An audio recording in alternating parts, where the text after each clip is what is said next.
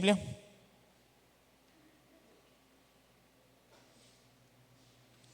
Vamos então abrir as nossas Bíblias no Evangelho de Marcos, capítulo 6.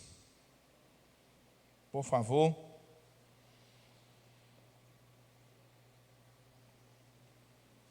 Nós estamos numa sequência no Evangelho de Marcos. Com a graça de Deus, nós vamos estar meditando aqui no capítulo 6 do Evangelho de Marcos.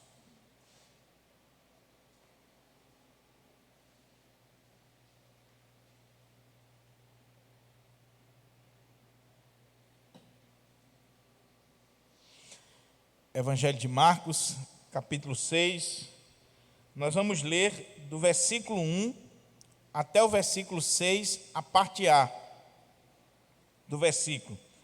Apenas a primeira frase do versículo 6. E à noite, se Deus assim nos permitir, nós estaremos lendo do verso 6, a parte B, até o versículo 13, se o Senhor assim nos der graça e nos permitir que estejamos todos juntos aqui na casa do Senhor. Então, Evangelho de Marcos, capítulo 6, verso 1 ao 6, parte A. Diz assim: Tendo Jesus partido dali, foi para a sua terra, e os seus discípulos o acompanharam. Chegando o sábado, passou a ensinar na sinagoga, e muitos, ouvindo, se maravilhavam, dizendo: De onde vem a este estas coisas? Que sabedoria é esta que lhe foi dada? E como se fazem tais maravilhas por suas mãos? Não é este o carpinteiro, filho de Maria, irmão de Tiago, José, Judas e Simão? E não vivem aqui entre nós suas irmãs? E escandalizavam-se nele. Jesus, porém, lhes disse: Não há profeta sem honra, senão na sua terra, entre os seus parentes e na sua casa. Não pôde fazer ali nenhum milagre, senão curar uns poucos enfermos, impondo-lhes as mãos. Admirou-se da incredulidade deles. Vamos orar?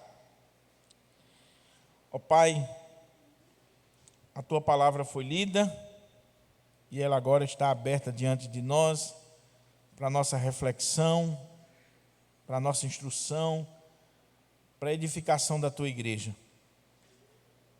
E, Senhor, nós carecemos da iluminação do Teu Espírito para falar aos nossos corações.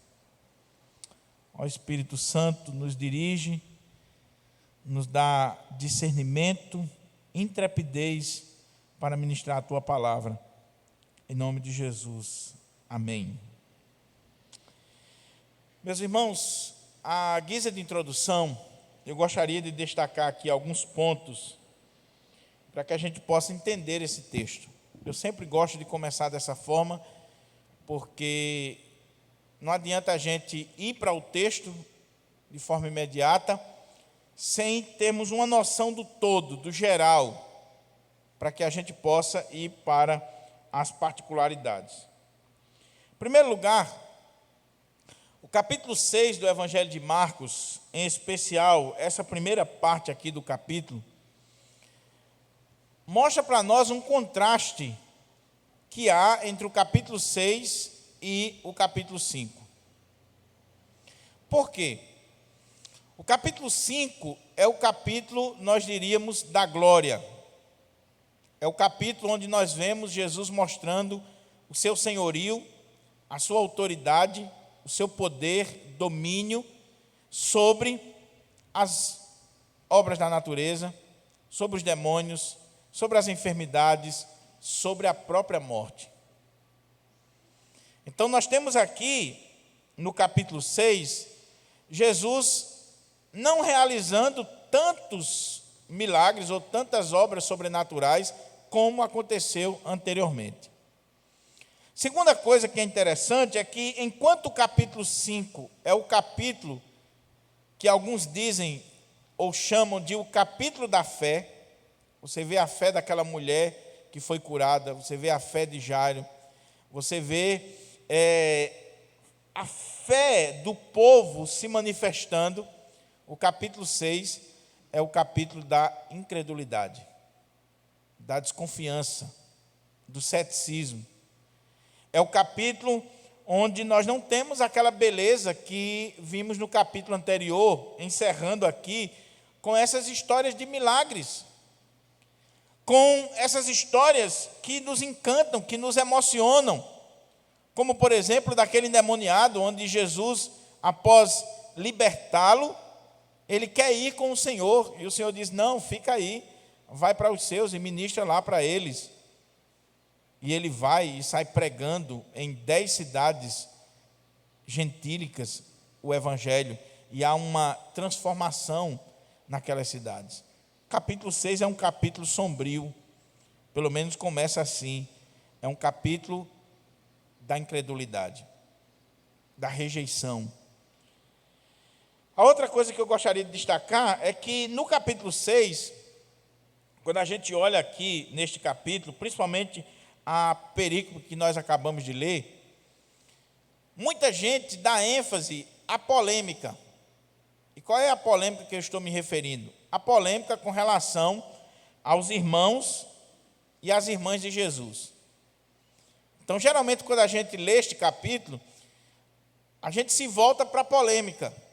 De um lado, o catolicismo romano, dizendo que Maria era virgem, e nós concordamos com isso, mas que ela continuou virgem após o nascimento de Jesus e durante toda a sua vida.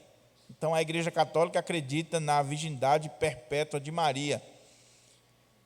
É claro que o que está por trás aqui é toda uma visão equivocada sobre a sexualidade, onde vê o sexo como pecado, ou até mesmo como a primeira queda do homem. E aí, por terem uma visão elevada da mãe do nosso Salvador, eles querem defender a virgindade perpétua de Maria. Mas aí o que é que faz com um texto como esse, que diz que Jesus teve irmãos e irmãs? Então, os teólogos vão se dividir na explicação, e quando chegar no ponto, eu vou trazer aqui algumas informações para os irmãos. Mas é preciso a gente ter cuidado, porque o alvo deste capítulo não é levantar polêmica. Marcos não registrou isso aqui para polemizar. O alvo deste capítulo é mostrar para nós quem é Jesus. Marcos não está perdendo de vista o seu propósito. Só que ele está mostrando um Jesus, e aqui é a outra observação que eu quero fazer antes de entrarmos no texto, é que ele está mostrando um Jesus que não é o Jesus dos gnósticos, não é o Jesus das religiões de mistério, é um Jesus que é divino, ele é Deus, mas que também é humano. Ele é o Jesus de Nazaré. Ele é aquele que andou entre nós, que conviveu conosco, que comeu da nossa comida, bebeu da nossa água, que caminhou nos mesmos caminhos que os seus discípulos caminhavam. Ele é humano. É o Jesus que se admira com a incredulidade do povo. Ele sabia que aquele povo era incrédulo. Como Deus, ele sabia. Mas como homem, ele ficou admirado. Ele não conseguiu ficar quieto diante de tamanha incredulidade do seu povo, da sua terra, dos seus parentes, da sua própria casa, da sua própria família, porque nós vemos em João capítulo 7 que os irmãos de Jesus, esses que estão relatados aqui, eles não acreditaram em Jesus, a não ser após a ressurreição, e nós só temos 2 que a Bíblia coloca, que nós entendemos que são os irmãos de Jesus, que creram após a ressurreição e foram transformados e, pela graça de Deus, se tornaram até lideranças, homens de Deus, na casa do Senhor. que é Tiago e Judas. Então, Marcos está mostrando para nós um Jesus humano. E a gente não pode perder isso de vista, meus irmãos. Nós não viemos aqui adorar um Deus gnóstico, nós viemos aqui adorar o Deus verdadeiro, todo-poderoso, que se fez carne, que habitou entre nós, que é 100% Deus, 100% homem. 100% homem. E como homem, ele se admirou da incredulidade do povo. Então Marcos está mostrando Jesus não só divino, mas também humano. Por favor, não perca isso de vista, porque você vai estar entrando em um terreno herético, que já foi condenado na história da igreja, nos concílios. Tem gente que exalta muito a divindade de Jesus e perde a humanidade. Outros exaltam tanto a humanidade que perdem a divindade. E é preciso que a gente entenda que ele é 100% Deus, 100% homem, que houve uma união das duas naturezas, a natureza divina, a natureza humana, aquilo que na teologia chama-se a união hipostática. Uma vez que essas duas naturezas se uniram, foi para nunca mais se separarem. Quem está no céu é Jesus de Nazaré, em carne, e que vai voltar em carne, e que ressuscitou em carne, homem, mas também aquele que é Deus. Agora, é um mistério que foge à nossa compreensão, à nossa mente finita e humana. Com isso em mente, vamos lendo o texto, e a partir da leitura do texto vamos tirar lições para a nossa vida, em nome de Jesus. Primeiro, o texto começa dizendo assim: tendo Jesus partido dali, de onde? É só você olhar os relatos anteriores. Jesus estava priorizando no seu ministério aquela região do Mar da Galileia, e em especial Cafarnaum, que era o quartel-general do seu ministério, era a sua casa. Ele escolheu morar em Cafarnaum, um lugar estratégico, um lugar extremamente importante para o seu ministério itinerante. Só que após os episódios que nós vimos aqui no capítulo 5, Jesus, partindo dali, partindo de Cafarnaum, partindo daquela região, ele vai caminhar mais alguns quilômetros, mais de 40 quilômetros, ele vai caminhar, e diz o texto aqui: tendo Jesus partido dali, foi para a sua terra. E aqui é muito importante a gente entender, meus irmãos, que quando o texto diz assim, a sua terra, ele está fazendo referência, e por isso que se você olhar na sua Bíblia aí na versão atualizada, está dizendo o quê? Jesus prega em Nazaré e é rejeitado pelos seus. Por que que em todos os textos e todas as traduções, todos os teólogos e estudiosos entendem que quando o texto está dizendo assim, foi para a sua terra, está falando de Nazaré? Porque, muito embora Jesus tivesse nascido em Belém da Judéia, Jesus foi morar em Nazaré. Ele se criou em Nazaré, ele viveu toda a sua vida em Nazaré, e ele era conhecido como o Nazareno, o Jesus de Nazaré. Então, quando o escritor está dizendo aqui, foi para a sua terra, a ideia aqui, na língua original, foi para o lugar onde ele foi criado. É a sua terra. O lugar onde ele vivia. O lugar onde ele construiu raízes. O lugar onde ele fez história.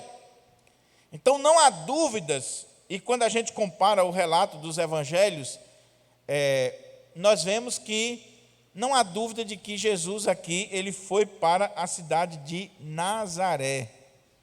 Nazaré, lá da Galileia.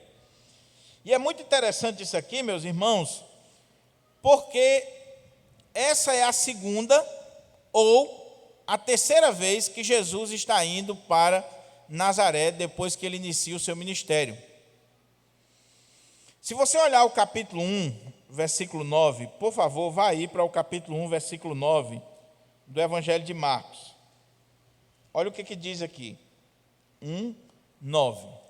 Marcos 1, 9.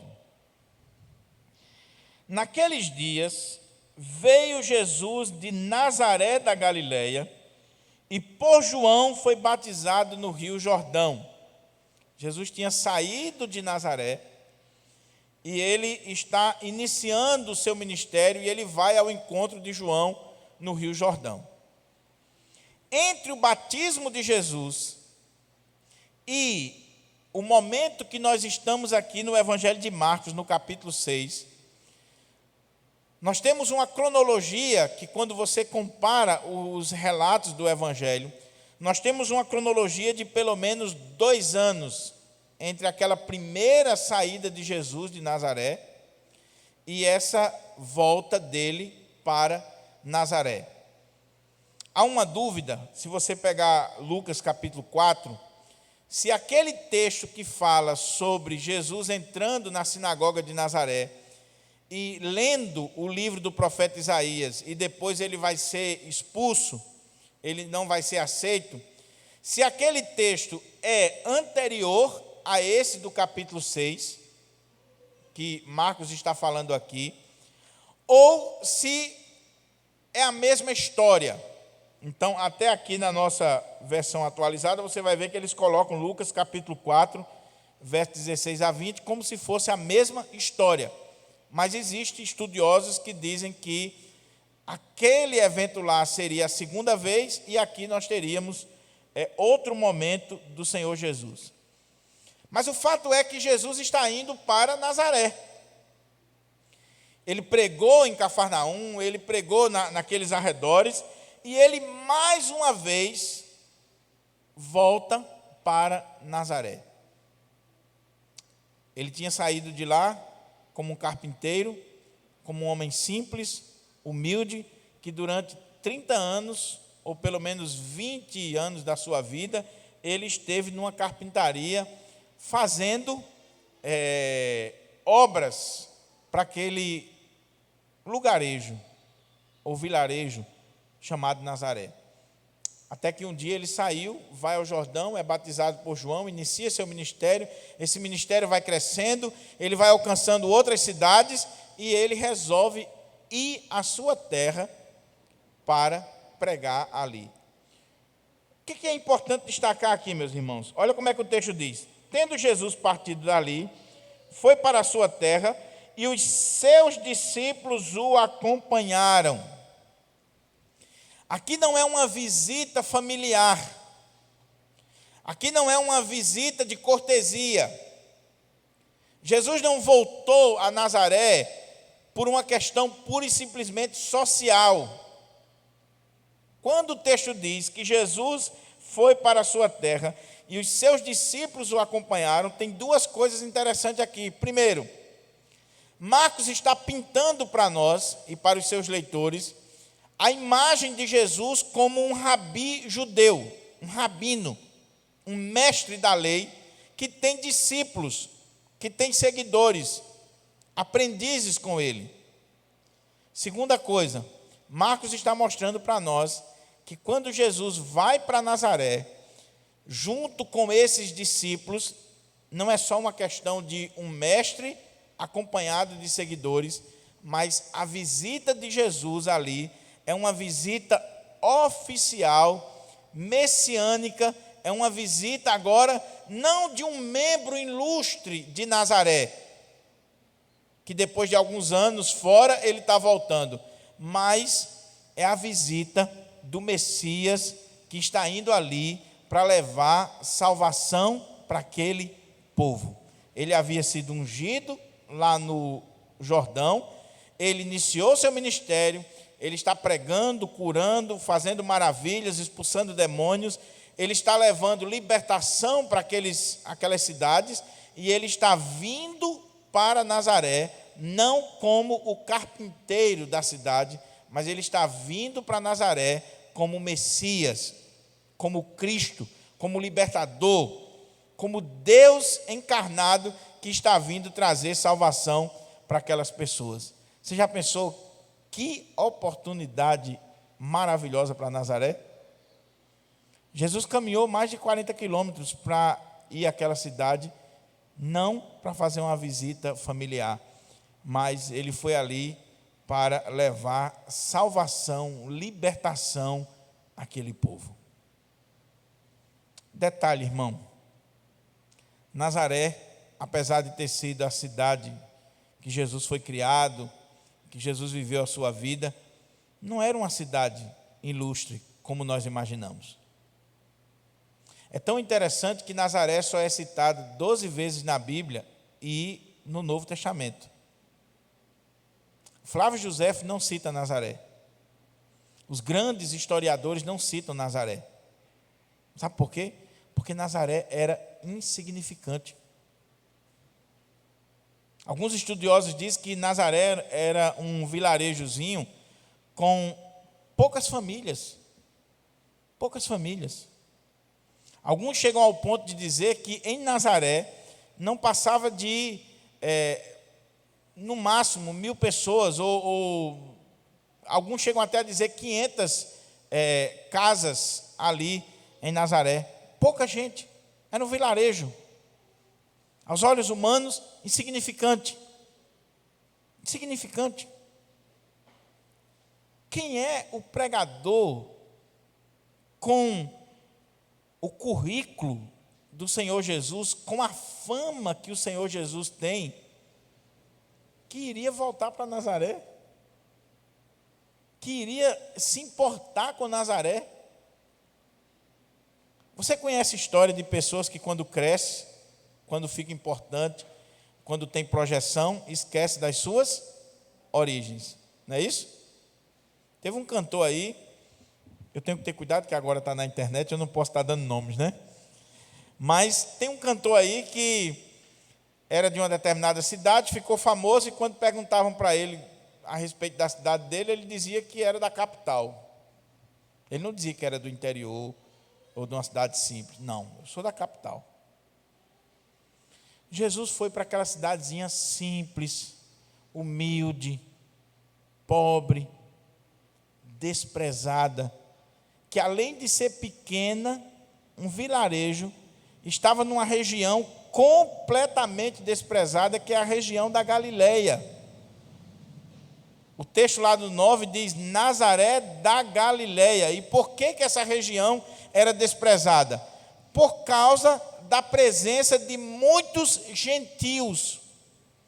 E o gentio, para o judeu, era considerado cachorro, combustível para o fogo do inferno.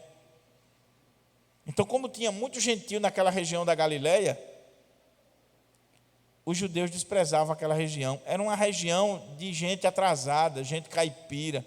O linguajar do galileu, quando ele chegava nas cidades grandes, era logo identificado. É como a gente que é do sertão. Tem uma turma aqui que está construindo aí um dicionário das minhas palavras. Tem uma turma aqui difícil, viu, Júlio? Alguns até estão me assistindo aqui. Mas assim, pastor, o senhor disse isso. Eu falei isso, falou. Mas não tem como você se desvencilhar do linguajar do sertão, lá do Seridó. Então, algumas vezes eu digo algumas palavras aqui que o paulista diz assim, qual é a tradução? O que isso significa? Não é isso, Renato? Ele vinha entendendo a pregação, aí eu disse, não tem parê. Aí ele disse, o que isso significa no dicionário? Né? Gente atrasada, gente simples, gente humilde, mas que foram privilegiados com a presença do Rei dos Reis, do Senhor dos Senhores, do Messias, do Deus Todo-Poderoso que se fez homem, e agora está vindo àquela cidade, mesmo no momento de fama, de glória do seu ministério, de crescimento do seu ministério, ele resolveu ir ali naquela cidade. Que privilégio, que honra, que oportunidade Nazaré está tendo. Infelizmente vai jogar fora.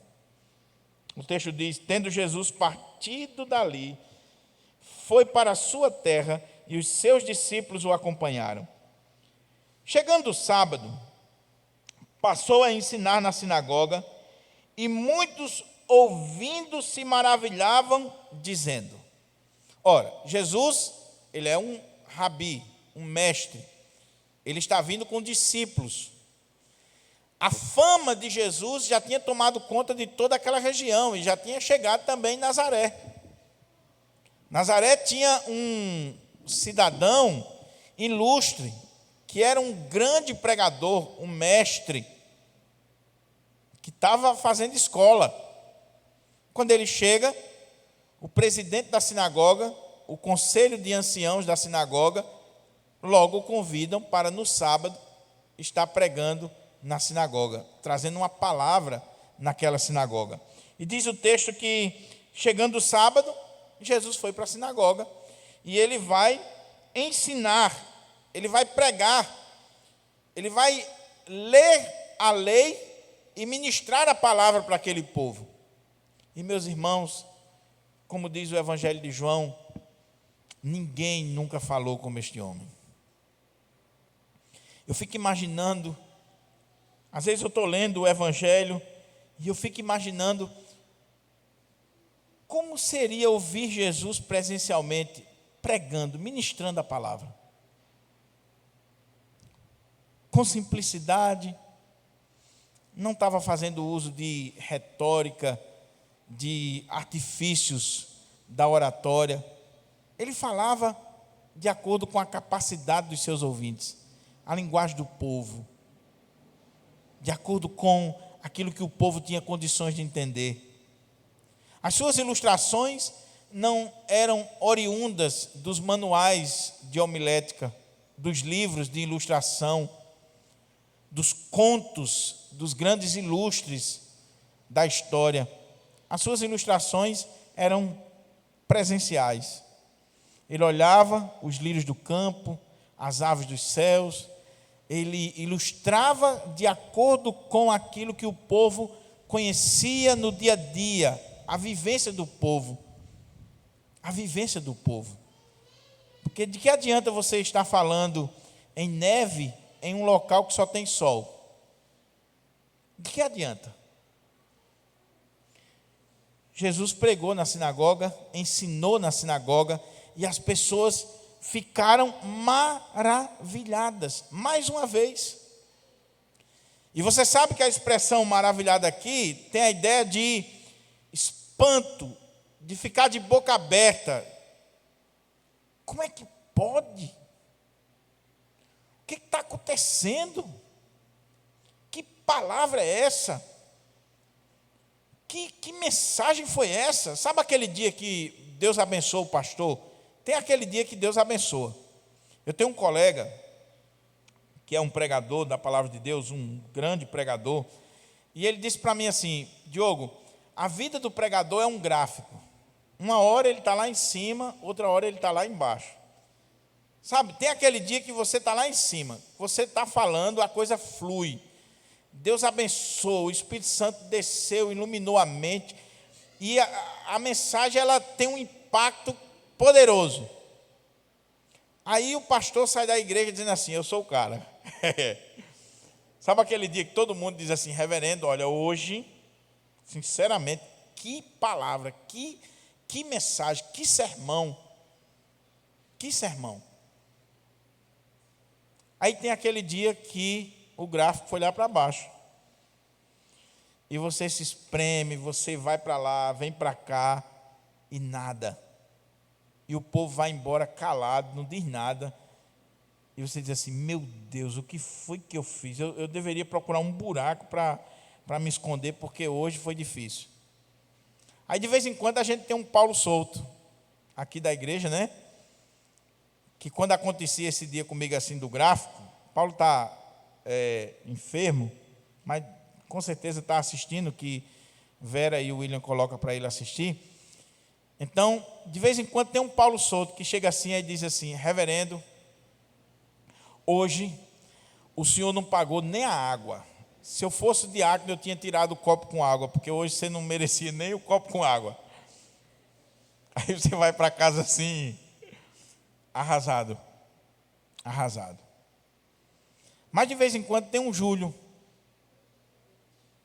Júlio é uma das poucas pessoas aqui na nossa igreja, e eu estou dizendo isso pelo carinho, pelo amor que eu tenho por Júlio, que é um homem de Deus, experiente, não precisa estar bajulando ninguém. De vez em quando tem um Júlio que chega assim e diz: pastor, que palavra Deus lhe deu hoje? Que palavra, meu amigo? Júlio já fez isso várias vezes. Várias vezes comigo. De vez em quando ele, antes do culto, antes de ir embora, que ele tem que sair mais cedo, ele vem aqui e diz assim: que palavra. Isso é importante, irmãos.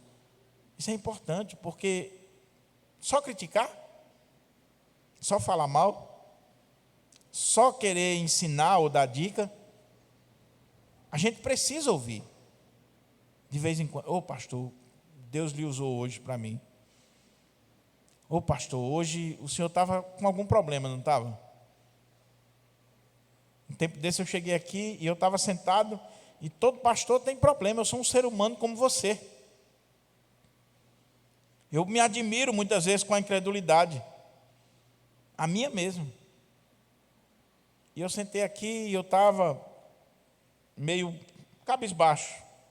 Mas o pastor tem que rir, o pastor tem que pregar, não interessa o jeito que ele está, o povo vem para o culto e quer ouvir a palavra.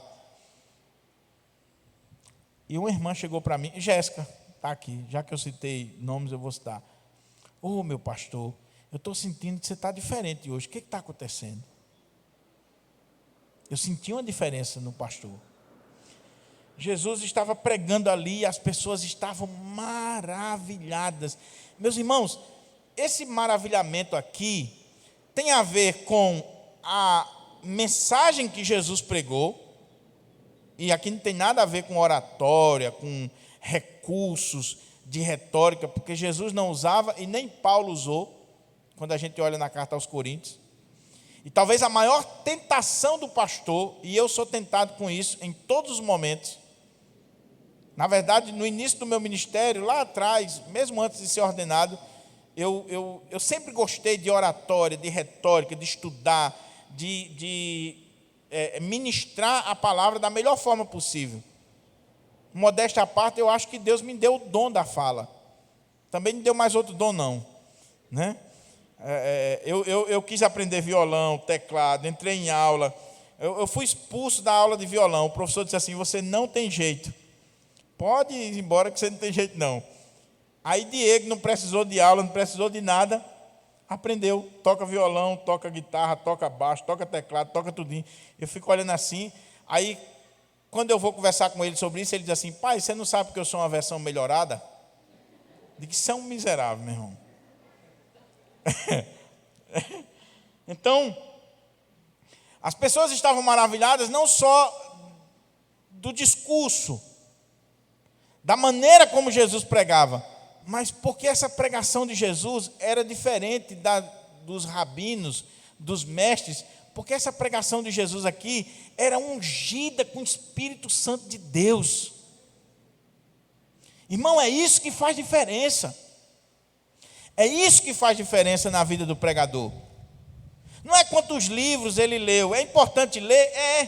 Eu gosto de ler. Eu gosto de ler. Eu já estou precisando de mais estantes para os meus livros.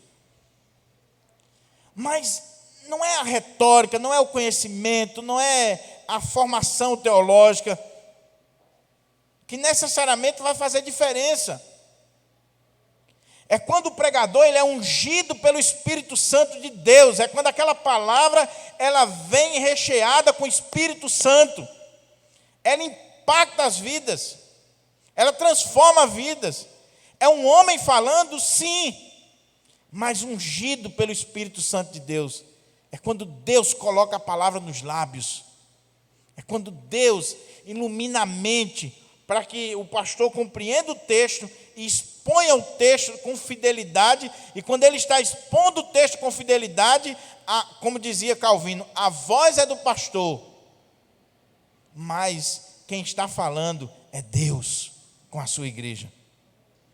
O Espírito Santo está usando aquele homem para falar o seu coração. Agora imagine isso em Jesus. O Deus Todo-Poderoso falando.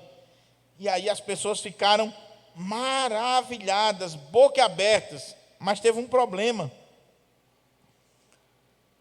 Ele era de Nazaré. E, meus irmãos, nós temos uma dificuldade muito grande de valorizar aquilo que é nosso, aquilo que é de casa, aquilo que nos é familiar, aquilo que nós conhecemos. Aquele povo conhecia Jesus, ele morou ali, ele viveu ali, ele trabalhou ali. E fazia 2 anos, 1 ano e pouco, que ele tinha saído daquela cidade, e ele voltou com essa sabedoria toda, com esse ministério tão impactante, mas o preconceito, o ceticismo, a incredulidade tomou conta de Nazaré. Olha o que diz o texto. Chegando o sábado, passou a ensinar na sinagoga, e muitos ouvindo se maravilhavam, dizendo: de onde vem a estas coisas? Que sabedoria é esta que lhe foi dada? E como se fazem tais maravilhas por suas mãos? De onde é que vem tudo isso nesse homem? Que sabedoria é esta? Ele não estudou numa escola rabínica. Ele não foi criado aos pés de um rabino, como Paulo foi. Ele não vem de uma cidade importante como a de Paulo, a Cilícia, uma cidade extremamente importante, culta, dos filósofos, dos teólogos, dos mestres da lei.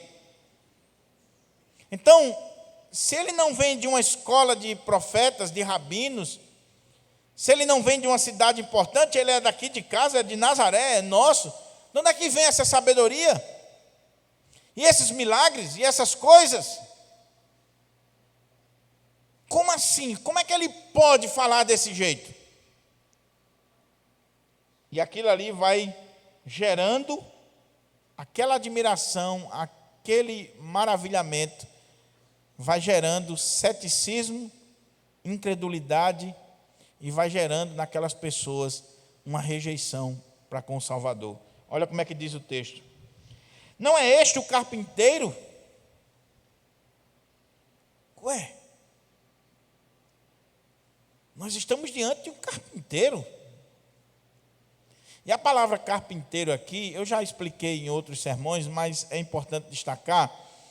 A palavra carpinteiro aqui, na língua grega, é de onde vem a nossa palavra técnico. Técnico. A ideia é que um carpinteiro era alguém técnico, alguém que trabalha com as mãos. No caso aqui de Jesus, e a expressão carpinteiro, ela trazia a ideia de alguém que trabalhava com madeira e pedras. Então Jesus trabalhava ali fazendo arado, pás, enxada, utensílios de pedras, mesa. Alguns estudiosos querem crer que Jesus era também, por exemplo, um pedreiro, aquele tipo de pedreiro que você contrata ele e ele faz do alicerce até o teto, ele entrega a casa com a chave.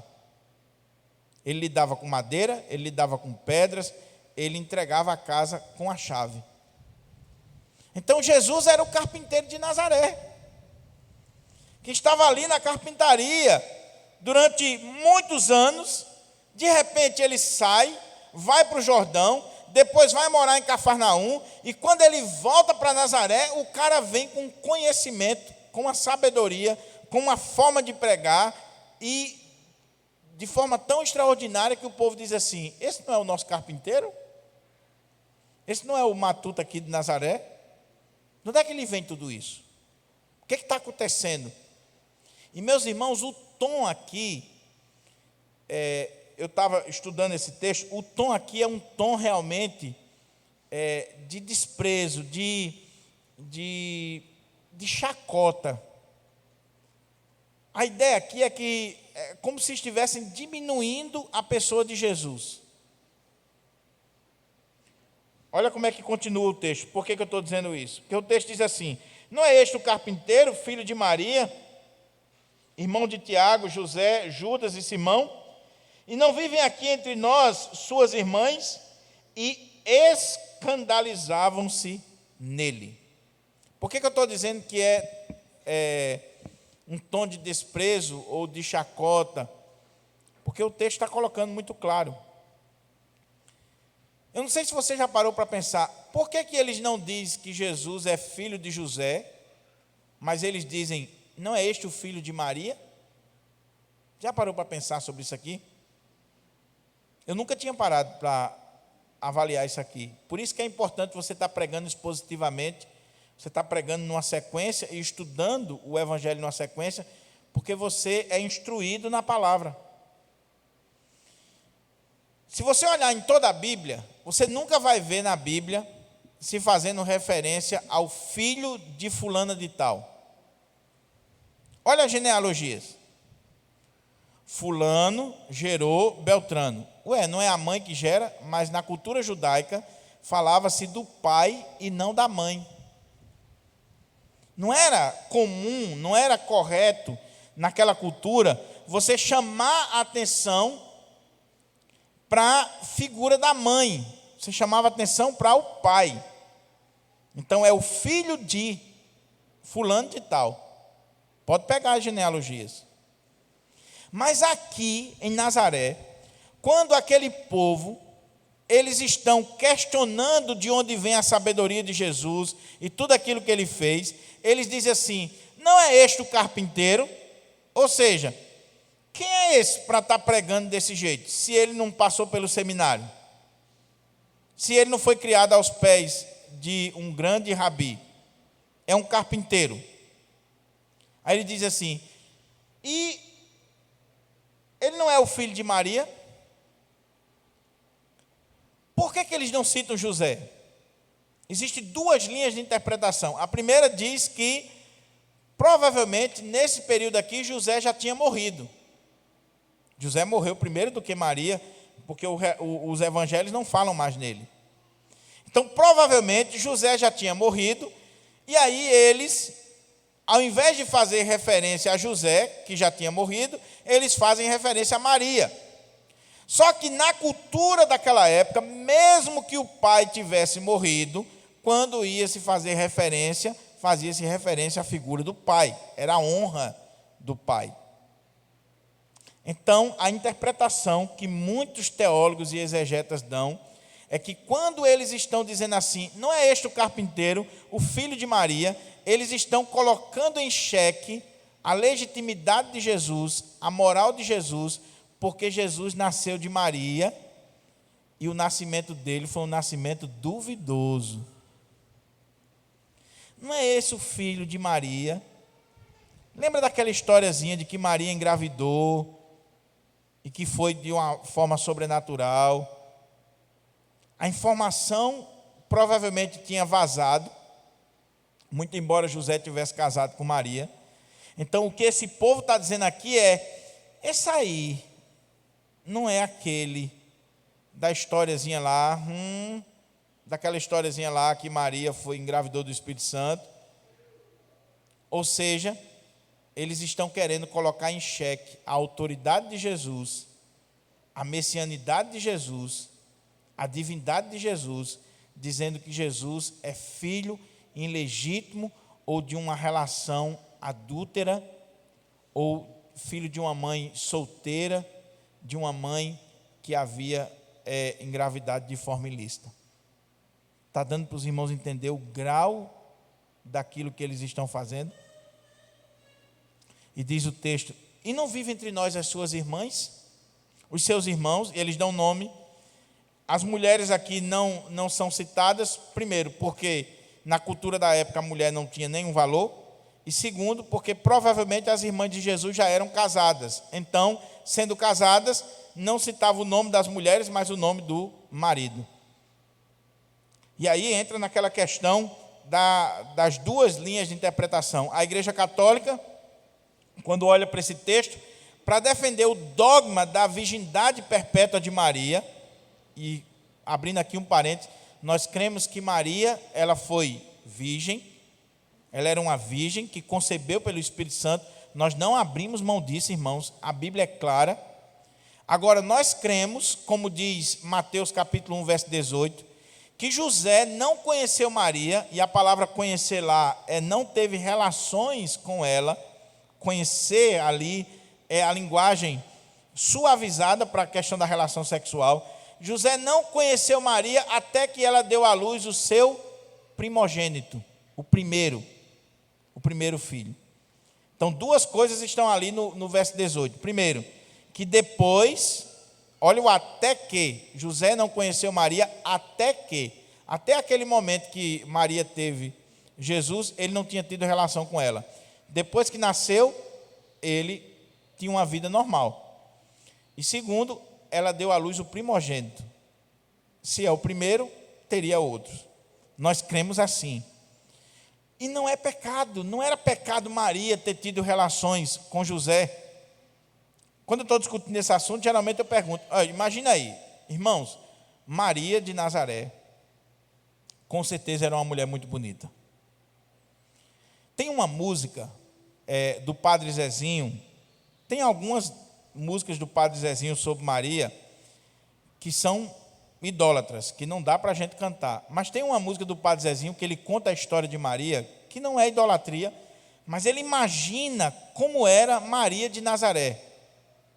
Ele tem pelo menos 3 ou 4 músicas sobre Maria, mas tem uma que ele diz assim: não sei se eram verdes os seus olhos, se tinha cabelos morenos.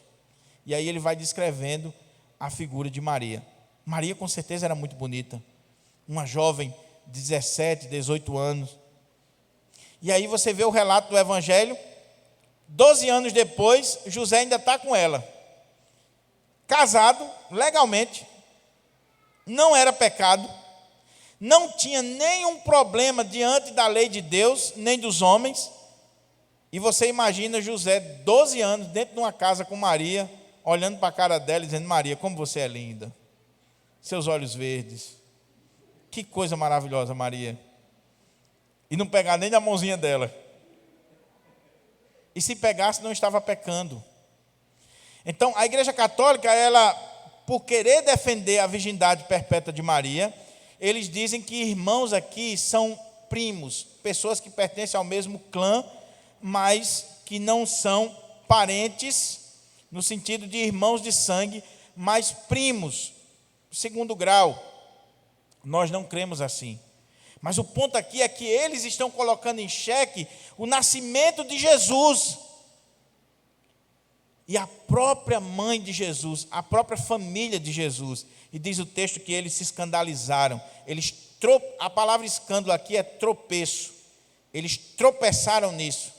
Eles se escandalizaram nisso. Esse raciocínio maligno, diabólico que eles começaram a ter. Primeiro, preconceituoso. Segundo, esse raciocínio de colocar em xeque a virgindade de Maria, a legitimidade do nascimento de Jesus, a obra do Espírito Santo. Esse raciocínio fez com que eles se escandalizassem, tropeçassem, e eles vão pagar um preço por isso. Diz o texto: e escandalizaram-se nele. Caminhando para a conclusão, Jesus, porém, lhes disse: não há profeta sem honra, senão na sua terra, entre os seus parentes e na sua casa. Não pôde fazer ali nenhum milagre, senão curar uns poucos enfermos, impondo-lhes as mãos. Admirou-se Jesus da incredulidade deles. Porque, meus irmãos, essa incredulidade aqui foi muito grande. Mesmo diante de tantas evidências, mesmo diante de tantos milagres, mesmo num primeiro momento eles se maravilhando do que estão vendo, o preconceito, o ceticismo, a rejeição, a incredulidade toma conta do coração deles. E eles rejeitam o Senhor Jesus. Quais são as lições que a gente pode tirar daqui, para que a gente possa orar nesta manhã? Em primeiro lugar, meu irmão, nunca esqueça que a perspectiva de Marcos, eu tenho repetido isso quase em todo sermão, mas é necessário. A perspectiva de Marcos não é chamar a sua atenção para detalhes ou para discussões teológicas nesse texto.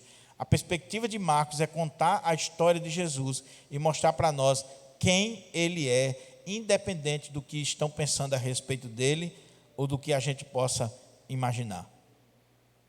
Jesus é o Messias, é o Filho de Deus, é o enviado, aquele que veio e que é o nosso único e suficiente Salvador. Ele está mostrando Jesus indo como Messias a Nazaré. Mas a segunda coisa que esse texto nos ensina, meus irmãos, é que nós devemos ter muito cuidado com privilégios. E eu diria mais, com o acostumar-se com o sagrado, com as coisas de Deus. Nazaré era privilegiada.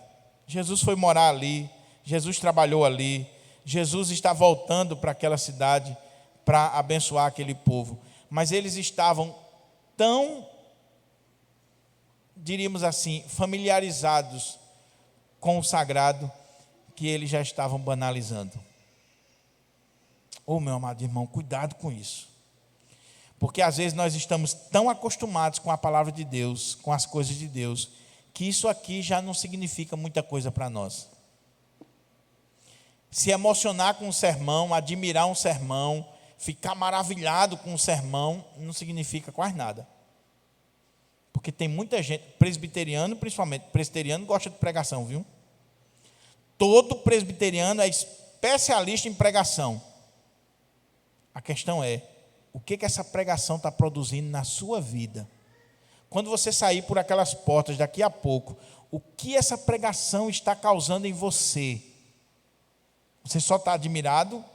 Você só ficou maravilhado com a retórica, com a oratória do pastor, com a divisão homilética, com o conhecimento teológico, histórico, cultural? Isso pode fazer você se enjoar do sagrado, tratar o pão de Deus como pão vil. A outra coisa, meu irmão, cuidado com o preconceito. Aquele povo foi preconceituoso demais. O carpinteiro, gente da gente, gente nossa, filho de Maria, e até um nascimento assim meio complicado. Nós conhecemos os seus irmãos, as suas irmãs. Como é que ele pode pregar assim? Preconceito com aqueles que são de casa. Deixa eu fazer aqui uma observação, meus irmãos. Em nome de Jesus, eu não estou dizendo isso aqui por causa de mim, por favor me entenda. Graças a Deus, eu sou muito bem tratado aqui na igreja, muito bem tratado. Não posso mentir, dizer que é por todo mundo. Não, tem alguns que dão coice, tem alguns que dão marrada, alguns que a gente acha que é ovelha, mas são bode. Mas tem, e é bom que tenha, é bom que tenha. Então, eu não estou falando isso aqui por mim. Graças a Deus, eu sou muito bem tratado. Mas, irmãos, talvez tenha até um pastor me ouvindo agora, ou você que é ovelha de outro pastor. Valorize a prata da sua casa. Valorize o seu pastor. Valorize os pregadores que estão perto de você. É muito fácil a gente valorizar os ilustres, os doutores, lá de fora. E o pregador lá de fora, quando ele vem à igreja, ele não prega um sermão inédito. Ele prega um sermão que ele já pregou em 1000 lugares, que ele já está na cabeça. Quando ele chega, ele dá um show. O sermão já está na ponta da língua. E aí a igreja, uau, esse é o pregador, esse é o pastor, e não sei o quê. E aí, a prata de casa, muitas vezes é desprezada. O pastor, os presbíteros, os pregadores locais, e a gente só valoriza os de fora. Só os de fora. Não é que os de fora não sejam importantes, mas valoriza o de casa. Pastor Jeremias Pereira, ele tem um videozinho no YouTube interessantíssimo, que eu já vi até o pastor Hernandes e Augusto fazendo referência sobre esse vídeo. Ele disse assim, olha, eu não tenho nenhum problema que você assista aí na internet, os melhores pregadores que a gente tem, né? Augusto Nicodemos, Hernandes Dias Lopes, Paul Washer, Paulo Júnior, como alguns querem. Assista, meu irmão, que bênção. John Piper, John MacArthur. Assista. Não tem nenhum problema, assista. Você está bebendo de uma fonte boa, conteúdo bom. Agora ele diz assim: valorize o de casa. Sabe por quê? Porque quando você estiver no hospital, seu miserável, quem vai visitar você não é o bacana da televisão, não. É o seu pastor de casa que vai visitar você. Quando você levar uma cipuada da sua mulher e ela querer ir embora, quem vai lá aconselhar você é o seu pastorzinho de casa, é a prata de casa. Quem vai fazer seu casamento não é o bacana, não, é o de casa. E se você bombear até o seu funeral, é o de casa que vai fazer. Então ele diz assim: valorize o de casa, valorize o de casa. Nazaré desprezou o de casa. Talvez se viesse de Jerusalém, se viesse de Damasco, se viesse de outro lugar, eles diziam assim: uau, é esse mesmo. Mas era de casa, desprezou. E nós temos essa tendência, desprezar o de casa. Não despreze a prata de casa, o seu pastor, aquele que aconselha você, que batizou seus filhos, que cuida da sua família, que tem defeitos. Sabe qual é o problema da gente, meus irmãos? É porque você conhece as minhas virtudes e os meus defeitos. E o bacanão, você só vê as virtudes, você não conhece ele. Mas ele tem tantos defeitos quanto você. E em muitas áreas, ele é tão chato quanto você, quando você vai conviver com o bacanão. Então, valorize a prata de casa. Por último, meu irmão, cuidado com o ceticismo e com a incredulidade. À medida que o tempo vai passando, que o tempo vai correndo, como eu disse, nós vamos nos acostumando com o sagrado. E de vez em quando, Satanás joga uma seta e diz assim: mas isso aqui não pode ser. Isso aqui é para colocar em dúvida. E aí a pessoa começa a negociar os princípios inegociáveis da palavra de Deus. Nós cremos em um Deus que é Pai, Filho e Espírito Santo, que nasceu da Virgem Maria, que padeceu sob Pôncio Pilatos, que foi sepultado, que ressuscitou ao terceiro dia e que um dia voltará para buscar a sua igreja. Nós não abrimos mão dos princípios do Evangelho, das verdades do Evangelho, mesmo que a ciência queira dizer o contrário, mesmo que os homens queiram dizer o contrário. A Bíblia não precisa de atualização, porque ela é a palavra de Deus. Passou disso, meu irmão, é incredulidade, é ceticismo. E quando nós somos incrédulos, Deus não pode agir na nossa vida. Não é que ele perdeu a onipotência dele, é que quando você é incrédulo, você fechou a porta para Deus agir na sua vida. Não caia nisso, em nome de Jesus. Que você mantenha-se firme, com fé, com esperança, crendo na palavra de Deus. Tem muito teólogo aí que já não crê no nascimento virginal de Jesus, que não crê na ressurreição de Jesus, que não crê nos milagres, que não crê que a Bíblia é palavra de Deus, mas que a Bíblia contém a palavra de Deus. Tem muita gente aí colocando em xeque as verdades mais importantes da fé, e a gente precisa ter cuidado com isso, em nome de Jesus. Não faça como o povo de Nazaré. Não sejas incrédulo, mas crente. Vamos ficar de pé? Vamos orar ao Senhor.